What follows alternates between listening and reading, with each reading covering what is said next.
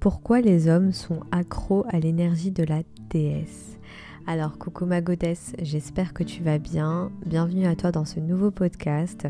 Aujourd'hui on va parler de l'énergie de la goddess et pourquoi en fait les hommes aiment les femmes qui sont dans cette énergie féminine, dans cette puissance féminine. Tu vas voir que c'est très simple et je vais te donner le secret. Mon secret, ok, qui est pour moi le détail qui va changer ta réalité et surtout avec les hommes. Tu vas voir que c'est pas très compliqué. Et d'ailleurs, je sais qu'il y a des hommes qui me suivent.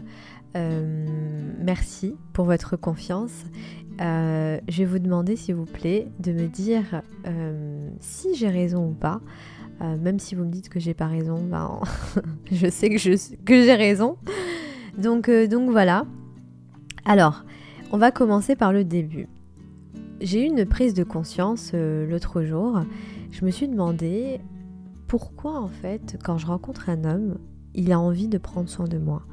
Il a envie de me donner, de me prouver qu'il est capable, etc. Et là, vous allez me dire, mais Wassila, de quoi tu te plains ?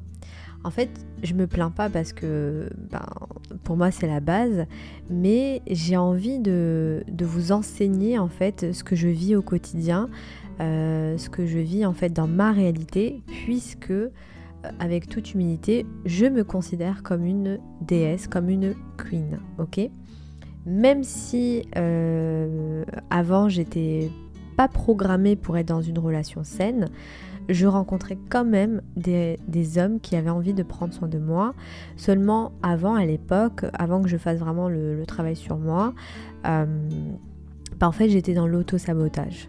J'avais des comportements d'auto-saboteur et en fait je ne comprenais pas pourquoi dès que je rencontrais un homme, il avait envie de prendre soin de moi, etc. etc. Je vais vous dire pourquoi j'étais dans l'auto-sabotage. C'est que tout simplement, j'avais des assumptions, des croyances très limitantes, même inconscientes. Pour moi, je me disais, en fait, je ne comprenais pas parce que je ne considérais pas que j'étais assez, que je méritais qu'on prenne soin de moi comme ça. Donc ça, je l'ai banni de mon système. Et maintenant, c'est devenu limite un critère, une valeur, une limite, tout ce qu'on veut. Mais c'est vrai que ça, il faut le savoir. Il y a la manifestation consciente et puis il y a la programmation inconsciente, ok ? Alors, le secret, ma goddess, c'est très simple. C'est que je passe la plupart de mon temps à prendre soin de moi. Tu vas me dire, oui, non, mais voici là, moi aussi je prends soin de moi. Non. Il y a prendre soin de soi et il y a se traiter comme une reine.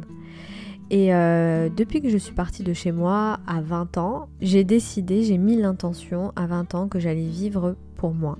Puisque de mes 0 à 20 ans, on va dire, ou plutôt à partir de mes 11 ans, quand ma petite sœur, elle est née, en fait, j'étais comme sa deuxième maman. Et il faut savoir que de mes 11 ans à 20 ans, je vivais uniquement pour ma famille. C'est-à-dire que je n'avais pas de...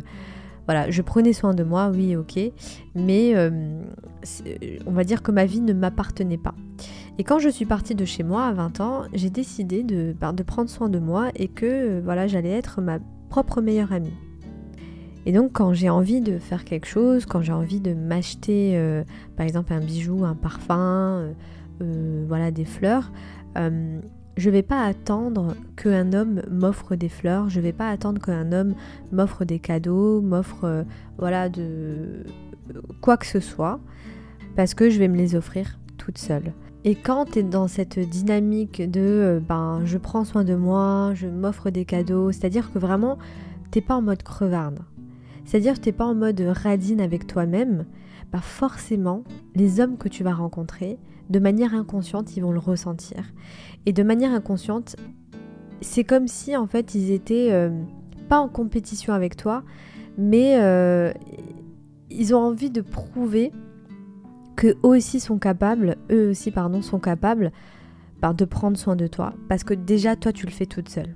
Je ne sais pas si vous voyez, si vous avez compris un peu l'énergie, mais tout ce que tu te donnes, tu le reçois aussi. Ok ? Et ça, j'ai eu cette prise de conscience il n'y a pas très longtemps, encore une fois, parce que j'avais envie de vous enseigner le fait de s'autoriser en fait à recevoir des hommes. Et en fait, moi, j'ai remarqué que j'arrive à être avec des hommes très masculins, dans une énergie masculine, parce que je suis dans une énergie féminine, et donc à travers moi, à travers une femme féminine, eux, ils vont avoir ce qu'ils n'ont pas dans leur vie, puisque c'est des masculins. Vous voyez ce que je veux dire ? Donc quand vous prenez soin de vous, déjà vous allez avoir des attitudes de, pas de princesse, mais de queen, de reine. Parce que vous vous autorisez à avoir ce que vous voulez. Et ça, les hommes le sentent. Quand vous êtes, par exemple, vous ne vous autorisez pas à recevoir des choses, vous ne vous offrez pas des cadeaux, des moments, voilà, si je sais pas, moi par exemple, moi j'adore me faire masser, pas toutes les semaines, mais toutes les 2 semaines. Quand j'ai envie de m'acheter un parfum, je vais me l'acheter.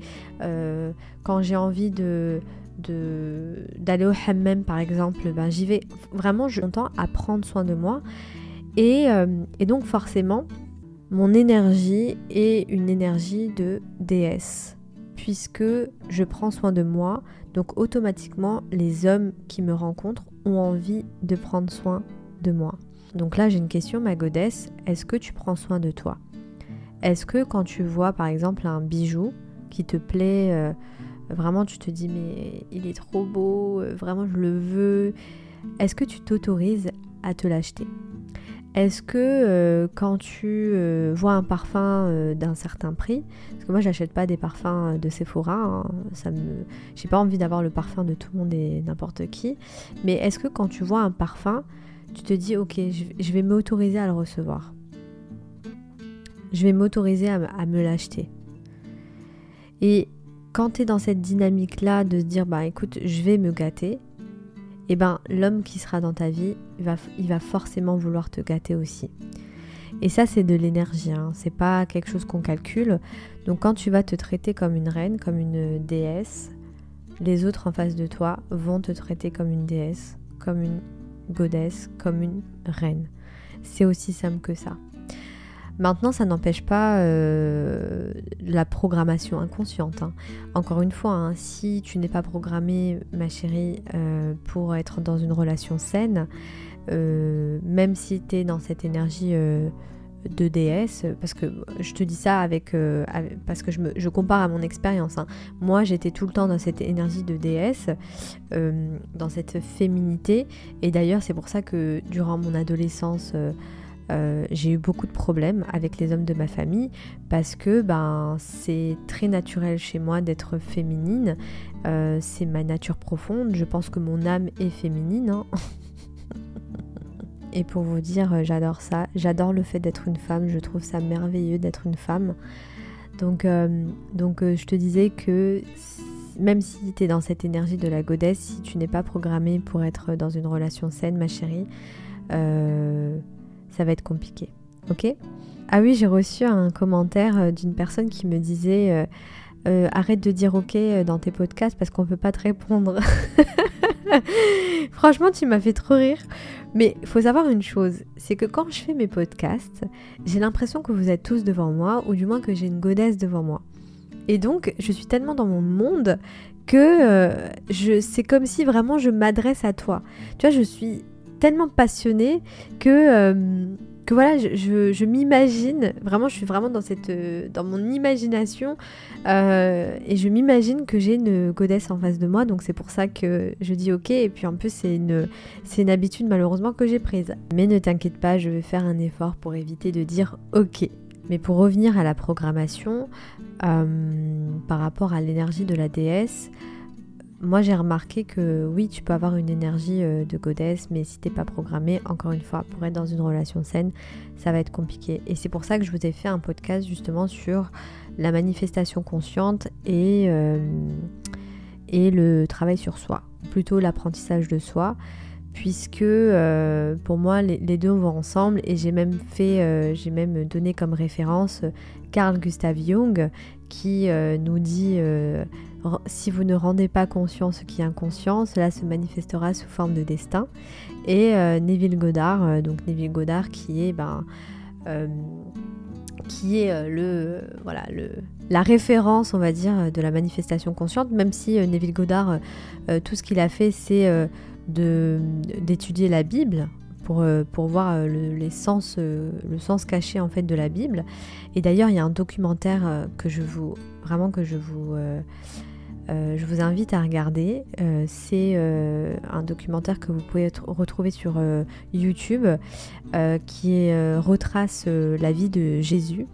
Et franchement les filles, si vous voulez vraiment comprendre la manifestation consciente, regardez le documentaire. Il dure 2 heures. Hein. Peut-être que je le mettrai en lien si j'y pense. Mais en tout cas, voilà, je vous invite à aller le voir. Parce que je pense réellement que tous les prophètes ont compris la manifestation consciente. Ont compris en fait que le fait de manifester, c'est de s'unir avec le divin qui est en nous en fait. Et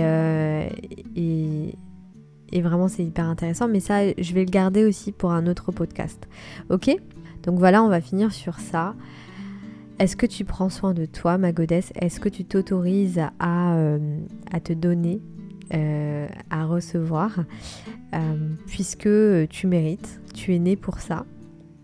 Tu es née pour l'amour, pour la paix, pour l'abondance, pour la santé, pour la richesse. Et voilà, est-ce que tu t'autorises à ça ? Parce que moi, je suis là pour te rappeler que tu le mérites et que c'était droit de naissance. Donc voilà, je t'embrasse, je te fais un gros bisou de très loin et je te dis au prochain podcast.